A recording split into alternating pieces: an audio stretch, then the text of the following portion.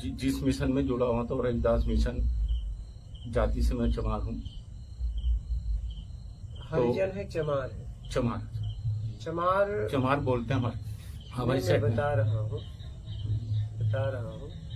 चमार शब्द चमार उसे कहा गया है जो व्यक्ति चमड़े से, आवरण से लोगों की पहचान करता है।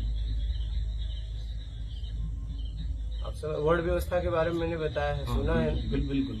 हाँ, सही सुने हो ना? हाँ बिल्कुल। हाँ, मतलब अगर कोई भी व्यक्ति, कोई ब्राह्मण, क्षत्रिय, वैश्य, शूद्र, ये चारों सबके अंदर है पृथ्वी में, हर जीव में, ठीक है। और कोई भी अगर किसी को भी आवरण को देख के उसे सम्मान देता है, उसके संस्कार को नहीं देखता, उसके चरित्र को नहीं देखता है, तो वो चमार। मेरी बात समझ पा रहे हैं? उसे चमार कहते हैं। इसका मतलब ये हुआ?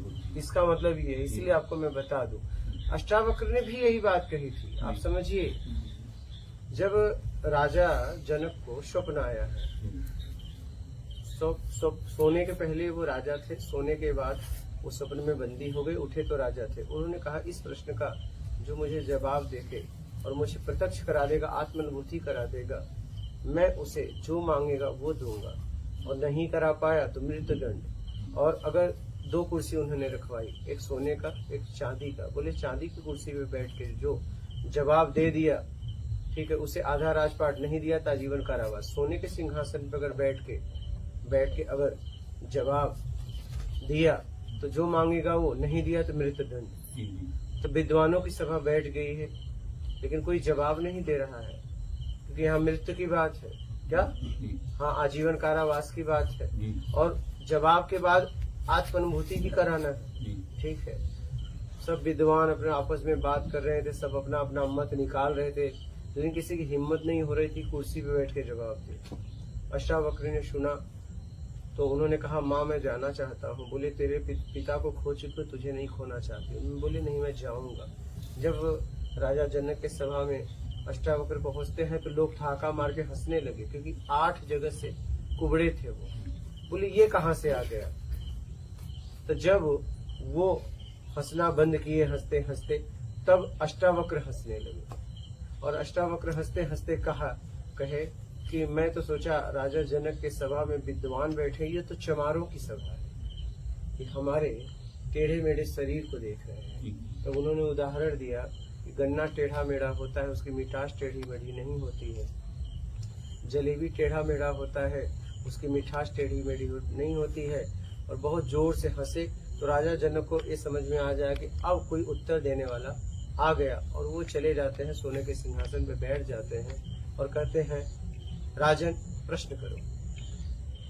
तो जैसे ही राजा जनक प्रश्न करने की शुरुआत करते हैं, बोलते हैं रुको। प्रश्नकर्ता नीचे होता है, उत्तर देने वाला ऊपर होता है, पहले राजगद्दी छोड़ दो। तब राजा जनक को पक्का हो जाता है कि अगर मुझे कोई राजगद्दी से उतार दिया तो इसका मतलब वो आ गया। क्या? वो आ गया जिसकी खोज थी मुझे, क्योंकि राजगद्दी से उतार दिया, अब ये मुझे पहुंचा देगा। ये राजा जनक को आभास हो गया कि जिसका इंतजार मैं कर रहा था, सभा बैठा बैठा के इंतजार कर रहा था, आज वो आ गया, और आज इसने मुझे उतार दिया। ये राजा जनक को समझ में आ गया। राजा जनक तुरंत गद्दी छोड़ के नीचे आते हैं, कहते हैं राजन, अष्टावक्र कहते हैं राजन आपको उत्तर चाहिए कि उत्तर के साथ प्रत्यक्ष चाहिए, आत्मानुभूति करना है? बोले आत्मानुभूति करना है। बोलते हैं राजन, स्वप्न के पहले का भी सच नहीं था, स्वप्न सच नहीं था, स्वप्न के बाद भी सच नहीं है, चलो मेरे साथ। चल देते हैं। कहते हैं राजन गुरु दक्षिणा चाहिए मुझे। बोले क्या लोगे गुरु दक्षिणा? बोले या तो मन या तो राजपाट। बोले मैं अपनी पत्नी से विचार विमर्श करके आता हूँ। जाते हैं, पत्नी से कहते हैं कि ऐसी ऐसी बात है।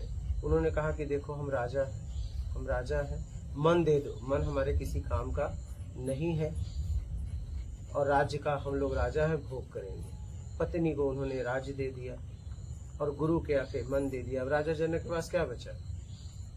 कुछ नहीं।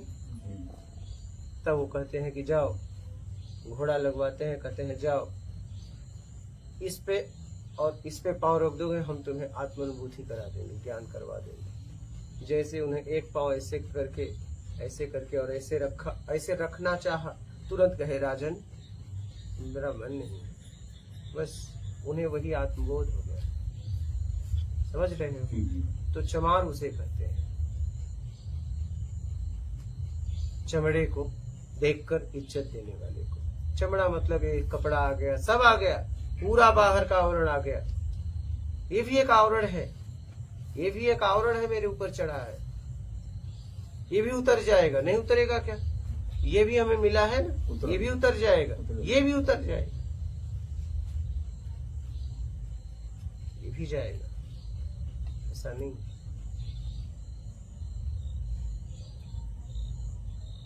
समझ गए? बोलिए बात। महाराज जी,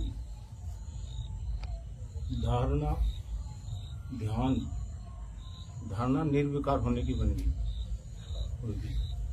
तो वहाँ ध्यान कैसे आ गया? ध्यान कैसे आ गया? जैसे आपने जैसे कुछ कह दिया कि मुझे चाहिए, तो ध्यान उससे चला गया ना।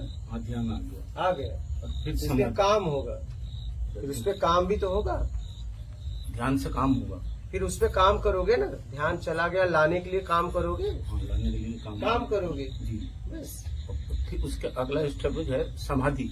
वो अपने आप हो जाएगा, जब काम पूरा हो जाएगा तो समाधि में तो समाधि हो जाएगी। और फिर तुम, और फिर ब्रह्म की यात्रा। बस।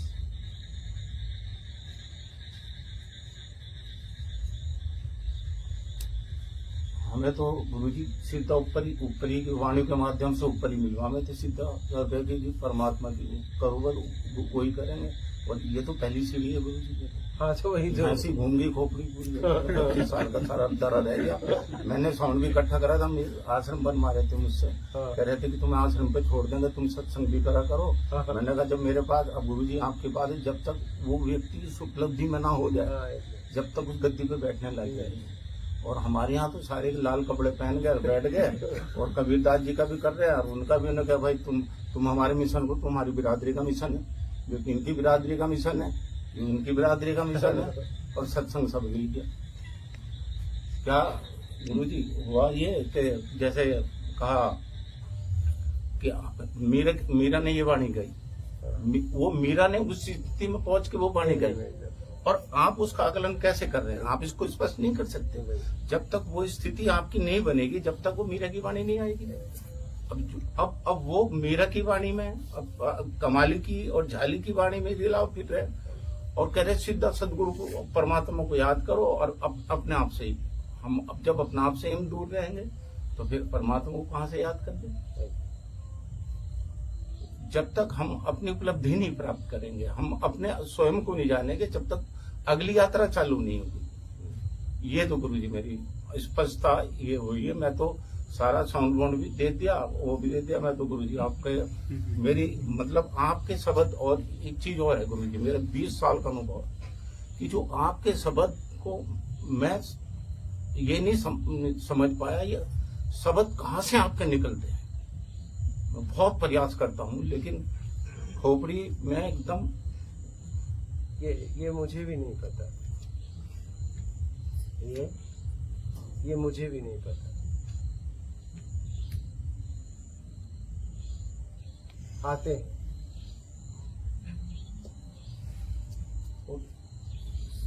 जो शब्द आते हैं गुरुजी, बिल्कुल ये सत्संग है, प्रवचन और कथा, ये सत्संग है गुरुजी। इतना हमारी समझ में आया गुरुजी, ये सत्संग है। जहाँ सत्य से मिलने की बात हो वो सत्संग है। जहाँ आपसे मिलने की बात हो वो सत्संग, उसे सत्संग कहते हैं। जहाँ किसी और की बात हो उसे कथा कहते हैं। जहाँ किसी वाणी की बात हो उसे प्रवचन कहते हैं। आपसे आपके मिलाने की बात हो उसे सत्संग कहते हैं। ये गुरु समझ में आया। यहाँ बच्चे भी कहने लगे हम पापा जी तुम पागल हो गए। हमारी घरवाली भी, मैंने घरवाली भी चीज बेच के सत्संग करा दी, घरवाली की चीज भी भेज दी, चैन भी सोने की वो भी, और सत्संग में कुछ पल्ले गुरुजी, मतलब ये उसकी बात कर ली, इसकी बात कह दी, उसकी वाणी कह दी, इतना तो याद रहा, लेकिन जो स्थिति होनी चाहिए वो स्थिति नहीं बन पाई। जैसे मृत्यु का भय गुरुजी आपने बताया कि इच्छा अपेक्षा, इच्छा और अपेक्षा ये मृत्यु है, अन्य मृत्यु नाम की कोई चीज ही नहीं है। और हम व्यक्ति सबसे ज्यादा मृत्यु से डरता है कि बिछड़ना है हमें, और हम बिछड़ किसी से नहीं रहे। अब इच्छा अपेक्षा छूट गई तो मृत्यु का भय समाप्त हो गया।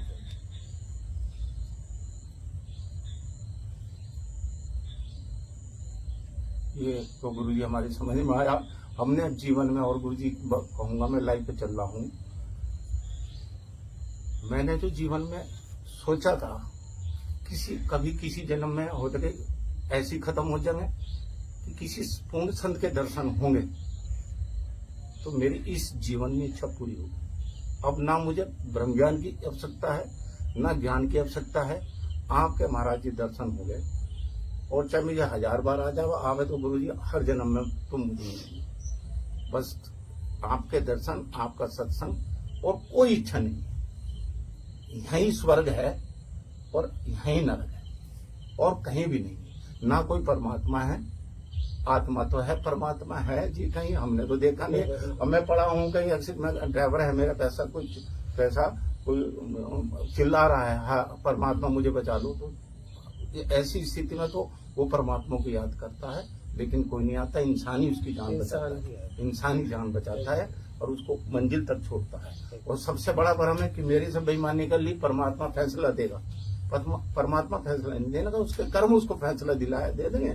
आज तेने मेरे से बेईमानी कर ली, कल को कोई और मिलेगा तुझसे टकरा तो उससे छीन लेगा। हम तो हाँ, अगर मैं शक्तिशाली हूं, उनने मेरे 1 रपट मारा तो मैं 2 मार दूंगा, अन्य प्रकृति पे छोड़ दूंगा, रिजल्ट मिलेगा। तो परमात्मा हेल्प नहीं करेगा, मेरे कर्म ही, जो मेरे कर्म है, सत्कर्म जो है, वही मेरी हेल्प करेंगे।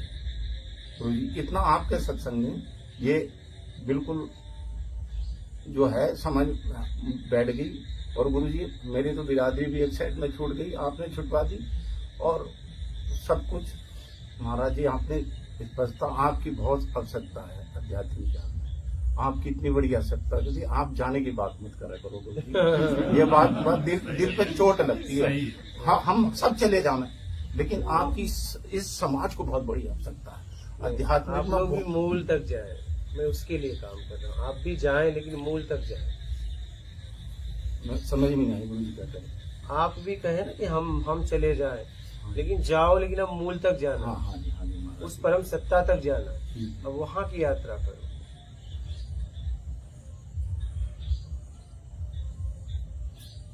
हम उसके लिए काम कर रहे हैं। गुरुजी एक मेरी इच्छा होती, जब हरिद्वार साइड में आप सत्संग करें तो गुरुजी बिजनौर, मेरा 26 में रिटायरमेंट है, एक बिजनौर, जिला बिजनौर और नजबाद का क्षेत्र है, उधर भी जरूर आना तो होगा। सत्संग देखो कहाँ पहुँचते हैं। और एक और दिल की इच्छा कह दूं गुरुजी, लाइव चल रहा है, कह दो आपका इजाजत हो। मेरी अंदर की धारणा निकल रही है। समाज में जातिवाद बहुत फैला हुआ है, सभी जानते हैं, लेकिन कोई कहता था कि ब्राह्मण के दर्शन कर ले। आज मुझे ब्राह्मण के दर्शन हो गए, धन्य हो गया महाराज। मेरी जिंदगी में अपनी मैंने देख लिया, हाँ ब्राह्मण है महाराज रविदास जी और कबीरदास जी और भगवान बुद्ध, महावीर जैन, आपके रूप में मुझे दर्शन हुए इस वर्तमान जीवन में। धन्य हो गया मैं महाराज, धन्य हो गया मैं महाराज। मात नर्मदा।